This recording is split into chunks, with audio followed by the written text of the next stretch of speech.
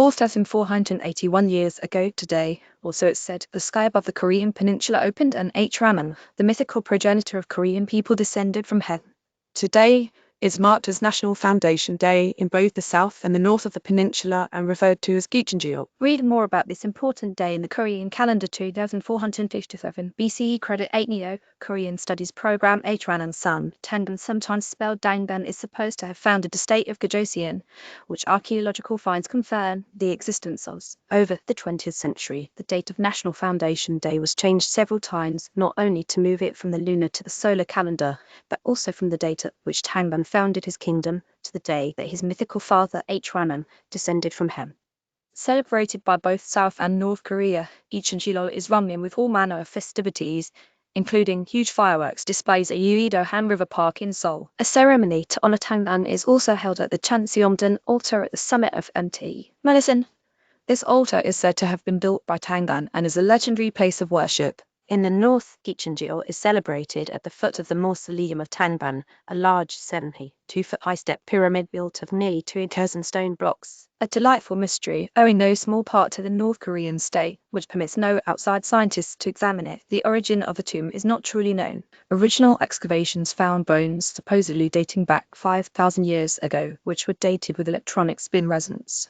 Mausoleum of Tangun, North Korea, CC by SA 2.0. Lake Ovasi, however, an iron nail that dates to a much later period, has led some northern scholars to believe it was built by a ruler of a medieval city-state that occupied the area called Gojoseon. More good news on this day. Thanksgiving Day was established for the fourth Thursday in November by President Lincoln in 1865. The shot heard round the world, one of the greatest moments in baseball history, occurred when Bobby Thompson hit a ninth-inning home run for the NY Giants to win the National League pennant for his team that had been down 14 games heading into the playoffs. 1934, and Frank Robinson, an MVP and Triple Crown slugger as a player, was named Major League Baseball's first black manager by the Cleveland Indians. 1915, although the members of Aerosmith bailed their fans out of jail after they were arrested for simply smoking pot during the band's Indiana concert at Fort Wayne Coliseum. 1916, East Germany ceased to exist when its territory became part of the Federal Republic of Germany, and its citizens rejoined the European community after 48 years of post-war division over public holiday in unified Germany. 1960, happy 83rd birthday to Chubby Checker,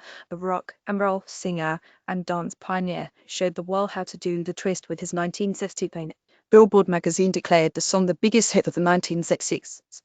He also popularized another trademark dance with limbo rock. Left 2008 by Phil Constantine, CC license and right, 2005 by Alan C. Teeple, uploaded by ACT1 on Wikipedia, CC license. American DJ. Play Cole said, Chubby Checker has never been properly acknowledged for one major contribution to pop culture. Chubby and the Twist got adults out and onto the dance floor for the first time.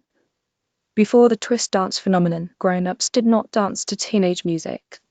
Born Ernest Evans in Spring Gully, South Carolina, he had a single and on Billboard's dance chart in July 2008 with Knock Down Balls. The single also made the top 30 on the adult contemporary chart. Watch his appearance on American Bandstand 1941 and 62 years ago today. The Dick Van Dyke Show premiered on the CBS TV network. With a total of 158 episodes spanning 5 seasons, the show catapulted Dick Van Dyke to fame with his unique brand of physical comic genius. It starred Van Dyke as comedy writer Rob Petrie, who was married to an emotional wife named Laura, played brilliantly by Mary Tyler Moore, who wrote later that she almost skipped the audition. Rosemarie and Maury Amsterdam portrayed Rob's funny co-writers, and the creator-producer of the actual episodes, Carl Reiner, played their boss, a talk show hosts. The series won 15 Emmy Awards and has been ranked as one of the greatest TV shows of all time. What's the best montage of physical comedy ever produced? 1961. On this day 105 years ago, American Nobel laureate James M. Buchanan was born in Tennessee. Known for decades for developing public choice theory, for which he won the 1986 Nobel Memorial Prize in Economic Sciences, Buchanan's work initiated research on how politicians and bureaucrats' self-interest, utility maximization, and other non-wealth maximizing considerations affect their decision-making. James Buchanan retrieved from Cato Institute.